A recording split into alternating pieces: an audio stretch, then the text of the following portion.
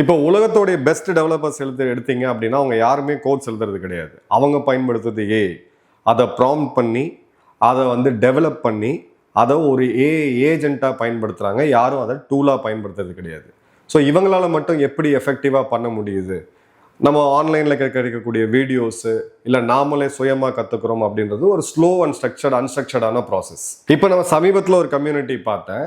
இவங்க seminar soul பண்ணி நம்மளுடைய தேசத்துக்கு இந்த ஏஐ கற்றுக் கொடுக்குறாங்க.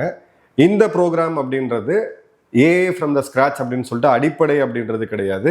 இது ஒரு லெவல் அப். இது யாருக்கு அப்படின்னு பார்த்தீங்கன்னா ஏற்கனவே டெக்னாலஜியை நன்கு அறிந்தவங்களுக்கு, இன்ஜினியர்ஸு, டெவலப்பர்ஸு, டேட்டா சயின்டிஸ்ட்டு, இவங்க ஏற்கனவே எப்படி பண்ணணும், இதை எப்படி பில் பண்ணணும் அப்படின்னு தெரியறவங்களுக்கு அடுத்த கட்டத்துக்கு எடுத்துகிட்டு போகிறதுக்கான ஒர்க் ஷாப். இது ஒரு 2 நாள் லைவ் எக்ஸ்பீரியன்ஸ். இது தியரிட்டிக்கல் கிளாஸ் கிடையாது, ஒரு ப்ராக்டிக்கல் இமர்ஷன். ஜிபிடிஸு, கிளாட் போன்ற ஏஐ எப்படி கோவர்க் பண்ணுது, அது எப்படி லைவாக கோடிங் பண்ணுது, அதை வச்சு ஏஐ டூல் எப்படி டெவலப் பண்ணுறாங்க, பிறகு அதை ஏஐ ஏஜென்ட்டாக எப்படி மாற்றுறாங்க அப்படின்றதுக்கான கம்ப்ளீட் ப்ராக்டிக்கல் எக்ஸ்பீரியன்ஸ். இது ஒரு 2 நாள் லைவ் எக்ஸ்பீரியன்ஸு. இது தியரி கிடையாது, ஃபுல் ப்ராக்டிக்கல் இமர்ஷன். இந்த 2 நாளில் ஜிபிடி மற்றும் கிளாட் போன்ற ஏஐ கோவர்க் எப்படி பண்ணுறாங்க, ஒரு ஏஐ பண்ணக்கூடிய கோடிங் எப்படி இருக்கும், ஒரு ஃபுல் ஸ்டாக்கை நீங்கள் எப்படி ஏஐ டெவலப் பண்ணலாம் அப்படின்னு சொல்லக்கூடிய டீட்டெயில்டு ப்ராக்டிக்கல் எக்ஸ்பீரியன்ஸை இதில் கொடுக்குறாங்க. இதோட பியூட்டி என்ன அப்படின்னா இந்த கோர்ஸோட கரிக்குலம் கிடையாது, நான் பார்த்தது இதோடைய அவுட்கம். இதில் பங்கு பெறக்கூடியவங்க யார் அப்படின்னு பார்த்தீங்கன்னா பல வருடம் கழித்து மீண்டும் கோடிங்க்கு திரும்ப வரவங்க, ஏஐயில் அட்வான்ஸ் லெவலில் படிச்சுட்டு இருக்கக்கூடியவங்க, இல்லைனா ஏஐயை தங்களுடைய நிறுவனத்தில் ஆல்ரெடி இம்ப்ளிமெண்ட் பண்ணக்கூடியவங்க. இது வரக்கூடிய வெள்ளி மற்றும் சனிக்கிழமை சாயந்தரம் நடக்கும் 10 to 12 மணி நேரம். இது ஜென்ரலாக பார்த்தீங்கன்னா ஒரு காஸ்ட்டோட கொடுப்பாங்க. பட் நம்மளுடைய AI knowledge partner out skills இதை நமக்காக ஃப்ரீயாக தராங்க. டிஸ்கிரிப்ஷனில் இருக்கக்கூடிய லிங்கை பயன்படுத்தி இதை ஒரு முறை பயன்படுத்தி பாருங்கள்.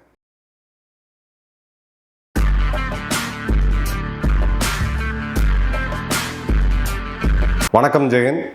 இன்னைக்கு நம்ம சேனலில் ஒரு அதிர்ச்சிகரமான ஒரு நிறுவனத்தை பற்றி நம்ம பார்க்க போகிறோம். அந்த நிறுவனத்தோடைய பேர் பலாந்தர். இதை பற்றி ஏற்கனவே ஒரு டீட்டெயில் வீடியோ போட்டோம் போன வருடம். ஒரு சிறு நிறுவனம் இன்னைக்கு இவ்வளோ பெரிய ஒரு குளோபல் ஜெயண்டாக மாறினது மட்டும் இல்லாமல் இன்னைக்கு உலக நாடுகளே அஞ்சக்கூடிய அளவுக்கு ஒரு ஸ்டார்ட் அப் நிறுவனம் எப்படி மாறுச்சு அப்படின்ற ஒரு அதிர்ச்சிகரமான ஒரு ஆய்வு தான் இது. இப்போ சமீபத்தில் ஒரு நாளைக்கு முன்னாடி பலாந்தர் நிறுவனம் ஒரு பதிவை போட்டிருந்தாங்க எக்ஸ் தளத்தில். இப்போது அதில் 12 பாயிண்ட்டை பற்றி அவங்க பேசியிருக்கிறாங்க. இதில் டெக்னாலஜிக்கல் ரிப்பப்ளிக் அப்படின்னு சொல்லிட்டு ஒரு நிறுவனம் மேனிஃபெஸ்டோவை பப்ளிஷ் பண்ணுறாங்க. எப்படி ஒரு அரசியல் கட்சி நாங்கள் ஆட்சிக்கு வந்தால் என்ன செய்வோம் அப்படின்னு சொல்லி ஒரு தேர்தல் அறிக்கை இல்லை எலெக்ஷன் மேனிஃபெஸ்டோன்னு நம்ம சொல்லுவோம், அப்படி பண்ணுவாங்களோ அது மாதிரி ஒரு நிறுவனம் இப்போ பண்ணியிருக்கிறது ஒரு அன்ஆர்த்தடாக்ஸாக இருக்கக்கூடியதை நம்ம பார்க்குறோம். ஃபஸ்ட்டு பாயிண்ட், சிலிகான் வேலி hose a moral dept to the country that made it's rice possible அப்படின்றது தான். இதில் அவங்க என்ன சொல்ல வராங்க அப்படின்னு பார்த்தீங்கன்னா அமெரிக்காவில் இருக்கக்கூடிய சிலிகான் வேலியில் இருக்கக்கூடிய ஐடி நிறுவனங்கள் அவங்களுக்கு இந்த நாட்டின் மீது இருக்கக்கூடிய ஒரு மாரல் டெட், ஒரு தார்மீகமான கடன் அப்படின்றது என்ன அப்படின்னு பார்த்தீங்கன்னா இந்த ரைஸுக்கு இந்த நாடு தான் காரணம். ஏன்னா டார்பா இவங்க தான் இன்டர்நெட்டை பில்ட் பண்ணாங்க. அங்கே இருக்கக்கூடிய பப்ளிக் யூனிவர்சிட்டிஸ் தான் இன்ஜினியர்ஸை ட்ரெயின் பண்ணாங்க. டிஃபென்ஸ் கான்ட்ராக்ட்ஸ், அமெரிக்காவுக்கு பென்டகனுக்கு இருந்த டிஃபென்ஸ் கான்ட்ராக்ட்ஸ் தான் முதல் முறையாக கம்ப்யூட்டரை முதல் முறையாக பயன்படுத்தினது அமெரிக்காவுடைய டிஃபென்ஸில் தான். ஸோ இப்போது ஐடி நிறுவனங்கள் கோடிக்கணக்கில், மெட்டா, கூகுள் போன்ற நிறுவனங்கள் இதெல்லாம் கோடிக்கணக்கில் சம்பாதிக்கிறதுக்கு அடிப்படை காரணம் அமெரிக்காவுடைய இராணுவம் அப்படின்றது தான் இங்கே. இப்போ நம்ம டெவில்ஸ் அட்வொகேட் ப்ளே பண்ணி பார்ப்போம். ஓகே, டார்பா தான் இன்டர்நெட் தயாரித்தாங்க, அமெரிக்காவுடைய இராணுவம் தான் இன்டர்நெட்டை கண்டுபிடிச்சது. அதன் பிறகு அங்கே இருக்கக்கூடிய யூனிவர்சிட்டிஸ் தான் இன்ஜினியர்ஸ்க்கு கற்றுக் கொடுத்தாங்க. கம்ப்யூட்டிங் எல்லாம் இவங்க தான் பண்ணாங்க. அப்படி பார்த்தா லாஜிஸ்டிக்ஸ் அப்படின்ற வார்த்தையே இராணுவத்திலிருந்து தான் வந்திருக்கு. பல முக்கியமான டெக்னாலஜிஸ், மொபைல் டெக்னாலஜி நம்ம யூஸ் பண்ணுறது எல்லாமே இன்னைக்கு ஒரு காலத்தில் இராணுவத்திலிருந்து தான் வருது. இன்னைக்கு இந்தியா முழுக்க பயன்படுத்தக்கூடிய ஒரு ஃபேமஸ் பைக் ராயல் என்ஃபீல்டு. அது முதல்ல தயாரித்தது ஒரு இராணுவத்துக்காக தயாரிக்கப்பட்ட ஒரு பைக் தான், சிவிலில் வந்துச்சு. மஹிந்திரா தார் எடுத்துக்கங்க, இது இராணுவத்தில் ஒரு காலத்தில் இருந்த வண்டி தான் இன்னைக்கு சிவிலில் ஓடிக்கிட்டு இருக்கு. ஸோ எல்லா டெக்னாலஜியுமே ஒரு வகையில் இல்லாட்டியும் ஒரு வகையில் அது இராணுவத்தோட சம்மந்தப்பட்டிருக்கக்கூடிய வாய்ப்பு இருக்கு. ஆனால் இது எப்படி வந்து ஒரு எத்திக்கல் சாய்ஸாக இருக்க முடியும் அப்படின்றத பார்க்குறோம். ஏன்னா இந்த சிலிகான் வேலியோட ரைஸ் அப்படின்றது அமெரிக்காவுடைய விசா பாலிசினால வெளியில் இருக்கக்கூடிய பெஸ்ட் ஆஃப் த பிரெயின்ஸ், குறிப்பாக இந்தியாவிலேருந்து ரெண்டாவது சைனா எடுத்த பிறகுதான் இந்த நிறுவனங்கள் இவ்வளோ பெரிய அசுர வளர்ச்சியை வந்து சந்திச்சாங்க. இன்னைக்கு அந்த நிறுவனங்களுடைய தலைவர்களாகவே பல இந்தியர்கள் இருக்கக்கூடியதையும் நம்ம வந்து பார்க்குறோம். செகண்ட் பாயிண்ட் என்ன அப்படின்னு பார்த்தீங்கன்னா, we must rebel against the tyranny of the apps. இன்னைக்கு நம்ம எல்லாரும் பயன்படுத்தக்கூடியது, அதாவது சாமானியர்கள்லேருந்து வயது முதியவர்கள் வரை கேட்கக்கூடிய ஒரு வார்த்தை என்னன்னு பார்த்தீங்கன்னா, உங்ககிட்ட இந்த ஆப் இருக்கா, இல்லை இந்த ஆப்பை பயன்படுத்துங்கன்ட்டு. இதுக்கு எதிரான வந்து நம்ம புரட்சி செய்யணும் அப்படின்னு சொல்கிறாங்க. ஏன்னா இந்த ஸ்மார்ட் ஃபோனோடைய இது ஒரு ஜென்யூன் பாயிண்டாக தான் நான் பார்க்குறேன், நல்லா கவனிங்க அதை. இந்த ஸ்மார்ட் ஃபோனோடைய எரால எல்லா ஆப்ஸுமே என்கேஜ்மெண்ட் மற்றும் அடிக்ஷனுக்கு தான் டியூன் பண்ணியிருக்காங்க. இப்போ நீங்கள் ஒரு ஆப்பை பயன்படுத்திட்டு இன்னொரு 6 மாதம் கழிச்சு அந்த ஆப்பை பயன்படுத்திங்கன்னா அவங்களுக்கு வருமானம் கிடையாது. நீங்கள் மீண்டும் மீண்டும் பயன்படுத்தணும். உங்களுடைய பிளிங்கிட், உங்களுடைய ஜொமேட்டோ, ஈஸி டைனர், நீங்கள் எந்த ஆப் வேணால் எடுங்க, இந்த வெறும் ஃபுட் ஆப்ஸ் மட்டும் சொல்லல, எந்த ஆப்பாக இருந்தாலும் அதை உங்களை மீண்டும் மீண்டும் தூண்டுறதுக்கு ஒரு அல்காரிதம் வச்சு உங்களுக்கு வந்து அதை புஷ் பண்ணும் அப்படின்றது சொல்கிறோம். ஸோ இவங்களுடைய பாயிண்ட் என்ன அப்படின்னா, இந்த இன்ஜினியரிங் டேலண்ட் அப்படின்றது அட்வர்டைஸ்மெண்ட்டில் போயிருச்சு, ஏரோஸ்பேஸில் போயிருக்கணும், எனர்ஜியில் போயிருக்கணும், மருத்துவத்தில் போயிருக்கணும். அதுக்கு பதிலாக வந்து பார்த்தீங்கன்னா இது ஆப்பை உருவாக்குறதுல ஸ்டாக்னேட் ஆயிருச்சு அப்படின்ட்டு. இப்போ பலாந்தர் நிறுவனம் இதை சொல்றாங்க அப்படின்னா, இந்த கன்சியூமர் அடிக்ஷனுக்கு ஒரு தடுப்பு மருந்து அவங்க கொண்டு வர போறாங்க அப்படின்றது. இது ஒரு தனியார் லாப நோக்கில் இருக்கக்கூடிய நிறுவனம், அவங்களுக்கு வந்து பிஸ்னஸ் தான், தவறு கிடையாது. பட் அவங்க வந்து ஆப், இன்னைக்கு இந்த இன்ஜினியரிங் அருமையான தொழில்நுட்பத்தை வெறும் ஆப் தயாரிக்கிறது மட்டும் நம்ம பயன்படுத்துறோம் அப்படின்னு சொல்லும் பொழுது, இந்த கன்சியூமர் டிஸ்ட்ராக்ஷனுக்கு ஒரு தடுப்பு மருந்தை கொண்டு வரத்துக்கு அவங்க பார்க்குறாங்க. அந்த தடுப்பு மருந்து தான் மாஸ் சர்விலன்ஸ். ஏன்னா இந்த நிறுவனம் வேவு பார்க்கறதுக்கு மிலிட்ரி டெக்னாலஜியில் குறிப்பாக சர்விலன்ஸுக்கு பேர் போன ஒரு நிறுவனம். காத்தீங்க அப்படின்னா இது ஒரு பெயிட் மாதிரி தான். ஸோ நீங்கள் எங்கள் ஆப் போட்டுங்க, உங்கள் ஆப்ஸ் எல்லாம் வந்து நாங்கள் கண்ட்ரோல் பண்ணி வைக்கிறோம் அப்படின்ற போது நம்மளையும் கண்காணிக்கிறதுக்கு அவங்க இது பண்ணுறாங்க அப்படின்றத பார்க்குறோம். ஸோ இன்ஸ்டாகிராமை அவங்க கிரிட்டிக் பண்ணுறாங்க. இன்ஸ்டாகிராம் இன்னைக்கு ஒரு தலைமுறையை அழிக்கக்கூடிய அளவுக்கு அபாயமாக போகுது அப்படின்னு சொல்கிறாங்க. பட் அதே மாதிரி பார்த்தீங்க அப்படின்னா அவங்க வந்து இந்த ஐசின்னு சொல்லக்கூடிய இவங்களோட இமிக்ரேஷன், அந்த ஏலியன்ஸ்லாம் துரத்தி அதையும் அவங்க ஜஸ்டிஃபை பண்ணுறாங்கன்றதை பார்க்குறோம். இப்போ 3வது point, free email is not enough.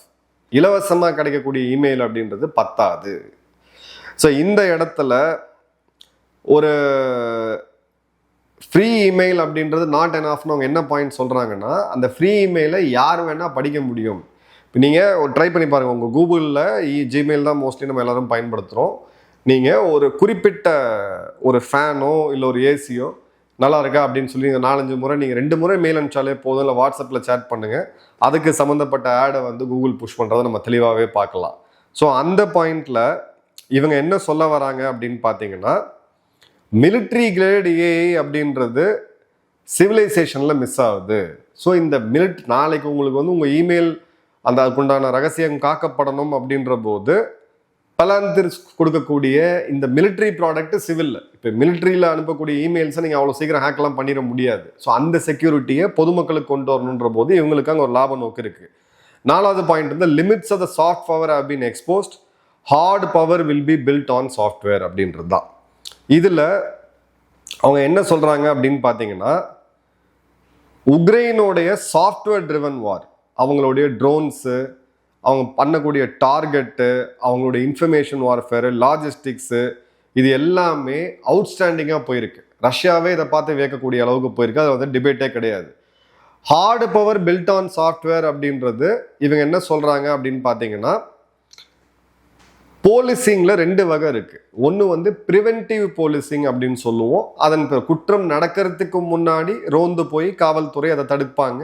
இன்னொன்று குற்றம் நடந்த பிறகு ஆய்வு செய்து அந்த குற்றத்தில் சம்மந்தப்பட்டவங்களை தண்டிக்கிறது. ஸோ 2 வகையான போலீசிங் அப்படின்றது இருக்குது. இவங்க சொல்கிறது ப்ரெடிக்டிவ் போலீசிங்.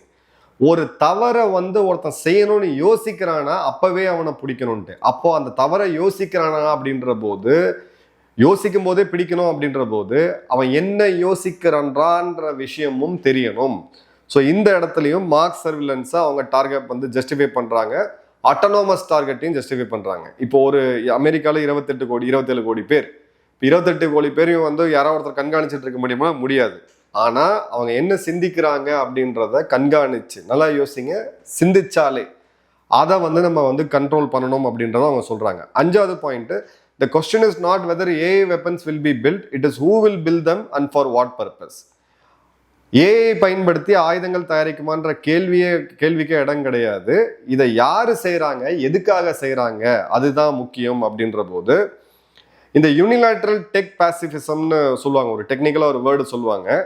இது வந்து அட்வர்சரிஸை ஸ்டாப் பண்றது கிடையாது, இது வந்து அந்த ஃபீல்டே கொடுக்குது அப்படின்றத பார்க்குறோம்.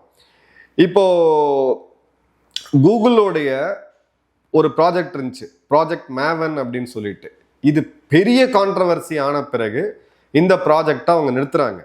ஆனால் இதை நிறுத்தின பிறகு இதில் சம்மந்தப்பட்ட நிறைய இன்ஜினியர்ஸ் வந்து சைனா போயிட்டு சைனாவில் ஒரு மிலிட்ரி ஏஐ ப்ரோக்ராமை ஒரே நாளில் உருவாக்குறாங்க. ஸோ இராணுவ ரீதியாக ஏஐ அப்படின்றது வெப்பன், எப்படி ரைஃபிள் எப்படி மிசைலை பார்க்குறோமோ இனிமேல் வருங்காலத்தில் ஏஐ அப்படின்றது இருக்கும்.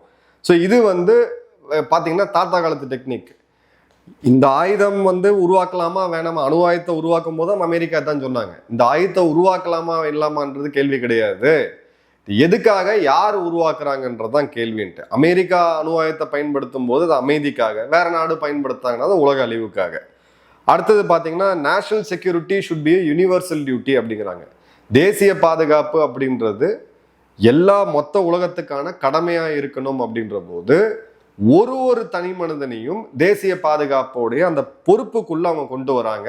அதுக்கும் பேக் எண்ட்ல இருக்கக்கூடியது அப்படின்னு பார்த்தீங்கன்னா மார்க் சர்விலன்ஸ் தான். ஏன்னா இதுல வந்து பாத்தீங்க அப்படின்னா சிவில் ஐடென்டிட்டியை மிலிட்டரைஸ் பண்றாங்க. சிம்பிளா சொல்லணும்னா ஒருத்தனுடைய தனிப்பட்ட வாழ்க்கை கிடையாது, ஏன்னா எல்லாமே தேசிய பாதுகாப்பு சம்பந்தப்பட்டது அப்படின்றது தான். 7வது point, if a marine asks for a better rifle we should build it and the same goes for software. ஒரு அமெரிக்க ராணுவ வீரன் எனக்கு ஒரு நல்ல துப்பாக்கி வேணும்னு கேட்டானா நம்ம அதை வந்து செஞ்சு கொடுக்கணும். அதே மாதிரி தான் சாஃப்ட்வேர். அப்போ ராணுவம் வந்து எதிரியை வீழ்த்துறதுக்கான கொடூரமான ஒரு மென்பொருள் கண்டுபிடிக்கணும் அப்படின்னா அதையும் கண்டுபிடிச்சு கொடுக்கணுன்றாங்க. அவங்க ஏற்கனவே பண்ணிட்டு இருக்காங்க. இது வந்து அல்காரிதம் கில் டெஸ்டாக இருக்கட்டும், இல்லை ப்ரெடிக்டிவ் டிடென்ஷனாக இருக்கட்டும், நான் ஏற்கனவே சொன்னது இல்லை அப்படின்னு பார்த்தீங்கன்னா மாஸ் சர்விலன்ஸ். இதெல்லாம் நான் ஏதோ சயின்ஸ் மூவிஸில் சொல்கிற மாதிரி இருக்கும், சைஃபை மூவி மாதிரி இருக்கும். வெகு விரைவில் இந்த ரியாலிட்டியில் நம்ம பார்க்க தான் போகிறோம். அதன் பிறகு பார்த்தீங்கன்னா public servants need not be our priest அப்படின்றது தான். இது என்ன நானே சொல்லுவேன் நிறைய இடத்துல, பப்ளிக் சர்வன்ஸ் நான் சொல்கிறது கவர்மெண்ட் சர்வன்ஸு, இவங்க வந்து இன்எஃபிஷியன்ட் அப்படின்றத அவர் சொல்கிறாங்க. ஸோ இப்போ வந்து இவருடைய நிறுவனம் பொலிட்டிக்கல் ஒர்க்கையும் பண்ணுன்றதை தாண்டி மிலிட்ரி ஒர்க்கையும் பண்ணுவும் தாண்டி இப்போ அட்மினிஸ்ட்ரேட்டிவ் ஒர்க்கையும் பண்ணுறதுக்கு அவங்க ரெடியாக வராங்க அப்படின்றத பார்க்குறோம். 9வது point, we should show far more grace towards those who have subjected themselves to public life அப்படின்றது. அதாவது ஜீரோ டாலரன்ஸ், இந்த அதாவது பப்ளிக் லைஃப்ல இருக்கக்கூடியவங்க நமக்காக பல தியாகங்களை செஞ்சுட்டு வராங்க. ஸோ அவங்கள பற்றி நம்ம இன்னும் கொஞ்சம் அக்கறையாக கொண்டு வரணும் அப்படின்ற போது இந்த கேன்சல் கல்ச்சர் அப்படின்வாங்க. யாரோ ஒரு நடிகர், ஸ்டாண்டப் காமெடியன் ஒரு குறிப்பிட்ட அரசியல் தலைவரை பற்றியோ இல்லை மதத்தை பற்றியோ பண்ணும்போது அவர் வந்து இதை கேன்சல் பண்ணுங்க, பாய்காட் கேம்பெயினாக நம்ம நிறையா பார்ப்போம். ஸோ இந்த இடத்துல பெலாந்திர் நிறுவனம் அவங்களோட எதிரிகளை கடுமையாக வீழ்த்தினாங்க. ஸோ அதுக்குமே இதை வந்து பயன்படுத்துகிறாங்கன்றதை பார்க்குறோம்.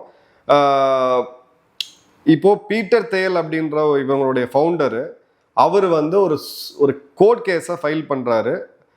காவ்கர் அப்படின்ற ஒரு மிக முக்கியமான சமூக ஆர்வலர், அவருடைய குரல் வெளியில் வரக்கூடியது ஒரு பெரிய நிறுவனத்தோடைய ஒரு பணத்தை வச்சுட்டு இருக்கக்கூடிய ட்ரம்ப்போடைய அதிகாரத்தோடைய வட்டத்தில் இருக்கக்கூடிய ஒருத்தர் இந்த கேஸ் ஃபைல் பண்ணும்போது அங்கே அந்த வாய்ஸ் மசில் ஆகுது. ஸோ இதையும் பார்க்குறோம். 10வது பாயிண்ட் என்ன அப்படின்னு பார்த்தீங்கன்னா, the psychologization of modern politics is leading astray அப்படின்றது. இது ரொம்ப ரொம்ப ரியல், ரொம்ப ரொம்ப இம்பார்ட்டன்ட். சமீபத்தில் நடந்து முடிஞ்ச தேர்தல், இந்தியாவுடைய கடைசி 10 தேர்தல், உலகத்தில் நடந்த தேர்தலில் பார்த்தீங்கன்னா இது என்னமே புரியும். இப்போ பாலிடிக்ஸ் அப்படின்றது அநேக நாடுகள்ல இது ஒரு ஐடென்டிட்டியா மாறிடுச்சு, அடையாளமா மாறிடுச்சு. நான் இந்த கட்சி, நான் ரைட் விங்கு, நான் லெஃப்ட் விங்கு, நான் லிபரல் அப்படின்னு சொல்றது. ரெண்டாவது பார்த்தீங்கன்னா ஒரு தெரப்பியாவே இருக்குது. இது வந்து இது ஒரு மருத்துவம் மாதிரி இன்னைக்கு வந்து மாறிட்டு இருக்கு. இப்போ இந்த மாதிரி மாறும் பொழுது மெட்டீரியல் ப்ராப்ளம்ஸ் அதெல்லாம் சால்வ் பண்ண முடியாது. ஒரு எமோஷனல் இன்வெஸ்டடான க்ரௌடு என்ன ஏதுன்னு இப்போ ஒரு வீடியோ வந்துருச்சு. இப்போ சமீபத்தில் ஒரு 3-5 மாத காலம் முன்னாடி பார்த்தீங்க அப்படின்னா கர்நாடகாவில் ஒரு ஆசிரமத்தில் பிணங்கள் அதிகமாக இருக்குது, நிறையா பேரை வந்து இவங்க கொண்டு வந்து ஆர்கன் பண்ணிட்டாங்கன்னு சொல்லிட்டு ஏதோ ஒரு நியூஸ் ஒன்று கிளப்பி விட்டாங்க. அவ்வளோ பேரும் கொதிச்சு வெடிச்சு அது என்ன ஏதுன்னு தெரியாமல் அவ்வளோ ஒரு கோபமான பதிவுகளை போட்டு அதன் பிறகு பார்த்தா ஒரு கர்நாடகா போலீஸ் ஒரு என்கொயரி பண்ணி அதில் பின்னாடி யாரோ இருந்திருக்காங்கன்றதை கண்டுபிடிச்சு அப்படி ஒரு நிகழ்வே நடக்கலன்னு சொல்லி இதை வந்து வேணும்னே செஞ்சவங்கள அரெஸ்ட் பண்ணி உள்ள வச்சாங்க. அந்த கேஸ் போயிட்டு இருக்கு. பட் அந்த ஒரு 3 நாள் அந்த எமோஷனல் ரியாக்ஷனை பார்த்தீங்கன்னா லட்சக்கணக்கான பதிவுகள் அங்கேயே போட்டு தள்ளணும், அங்கேயே இது பண்ணணும்ட்டு. ஸோ இந்த பாயிண்ட்டை ரேஷனல் கவர்னன்ஸ்லேருந்து அவங்க எடுக்கணும் அப்படின்னு சொல்லும்போது இது கிளியர் கட்டா இந்த பாலிடிக்ஸை சைக்காலஜைஸ் பண்றது அப்படின்ற போது சிவிலைசேஷன் ஸ்டேக் அப்படின்னு இவங்க சொல்றது ஒரு பயத்தை வந்து உண்டு பண்றாங்க. ஸோ இது நேச்சுரலான ரியாக்ஷன். சோஷியல் மீடியாவில் இது அவேர்னஸ் கொண்டு வர முடியுமா அப்படிலாம் ஒரு கேள்வி இருக்கும்போது இதுக்கும் அவங்க வந்து ஒரு அவங்களுடைய நிறுவனத்தை ஜஸ்டிஃபை பண்றாங்க அப்படின்றத பார்க்குறோம். அடுத்தது 11வது பாயிண்ட், அவர் society has ground too eager to hasten the demise of its enemies அப்படின்ட்டு. இது வந்து பார்த்தீங்க அப்படின்னா ஒரு ஒரு காந்தியன் தாட் மாதிரி தெரியும். ஒரு எதிரி வீழ்றான் இல்லை எதிரி இறக்குறான்றத நம்ம வந்து ரொம்ப ஆவலோட பார்க்கக்கூடிய ஒரு சமூகமாக நம்ம மாறிட்டோம் அப்படின்றது. இதில் வந்து பார்த்தீங்க அப்படின்னா இது ஒரு இவங்க நிறுவனத்தில் இவங்க பண்ணுறது இவங்களுக்கு நேர் எதிரான குரலே தான். இது வந்து அவங்க வந்து ஒரு வகையாக ஒரு ஃபிலாசபிக்கலாக கொண்டு போகிறாங்க அப்படின்றத பார்க்குறோம். Last point, the atomic age is ending, a new era of deterrence built on AI is set to begin அப்படின்றதான். இதில் வந்து அவங்க என்ன சொல்கிறாங்க அப்படின்னா ஒரு அணு ஆயுதம் அப்படின்றது ஒரு நாட்டுக்கு இருக்கக்கூடிய கவசம். இன்னொரு நாடு தன்னை தாக்காமல் இருக்கணும் அப்படின்றதுக்காக கடைசி ஆயுதமாக எதிரி வந்து அந்த டிசிஷனை எடுக்கக்கூடாதுன்றது வைக்கக்கூடிய ஒரு டிட்டரன்ஸ்.